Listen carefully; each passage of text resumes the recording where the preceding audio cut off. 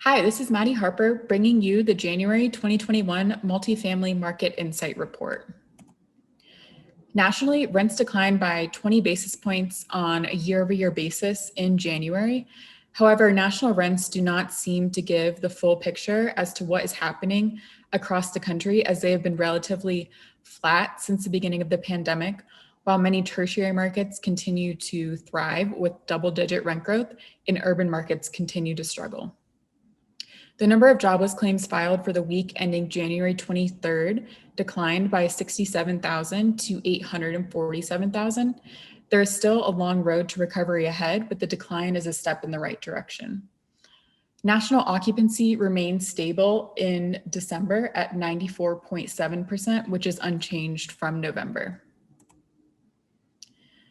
Inland Empire and Sacramento remain on top for the markets with strong year-over-year rent growth. We saw 7.4% year-over-year rent growth in the Inland Empire in January and 6.3% year-over-year rent growth in Sacramento. All five of these top markets have benefited from migration into their respective metros from neighboring higher cost cities. Last month, I discussed rent trends in New York and San Francisco and whether or not rents had bottomed out.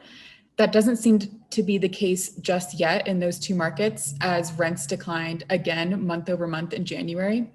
However, there are two gateway markets where we saw rents rebound on a month over month basis. One of those markets being San Jose, we saw rents increase by 40 basis points in January to negative 13%. So we still have a long way to go to get back to pre-pandemic levels, but it is a positive sign for the San Jose market. Washington, D.C. is the second gateway market that we saw a month over month increase in rents. Rents are up 40 basis points in January as well. But again, rents are still down 4.5%, so it will take months for this metro to get back to pre-pandemic levels. Switching gears a little bit, at the beginning of the pandemic, Yardi Matrix issued an employment report where we detailed the metros that had the largest concentration of at-risk employment sectors. We define those sectors as leisure and hospitality, retail, trade and mining, and logging and construction. Las Vegas was one of those metros that we were initially concerned about because about 49% of jobs fall into the at-risk category. In Las Vegas, we saw about a 21.4% decline in leisure and hospitality jobs, and this data is as of December 2020. Even with that steep decline in jobs, we've seen 3.8% year-over-year rent growth in Las Vegas, and this is mainly driven by migration into the city from higher cost neighboring metros. Orlando was another market that we were initially concerned about at the beginning of the pandemic because of the large concentration of at-risk employment sectors. About 41% of jobs in Orlando fall into the at-risk category, and we've seen about a 29% decline in leisure and hospitality employment in Orlando.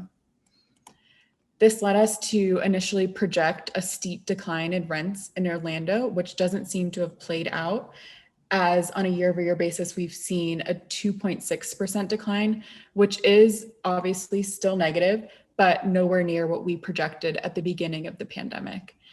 Orlando has benefited, again, like Las Vegas, from migration into the city.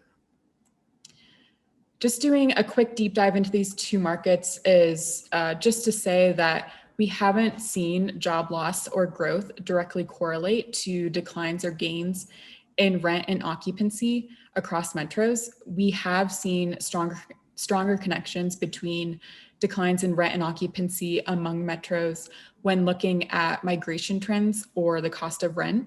So markets with higher cost of living, namely the gateway markets, have lost the most residents, which in turn has led to the largest declines in rents and occupancy. If you have any questions, we would love to hear from you. So please feel free to leave a comment. Thank you.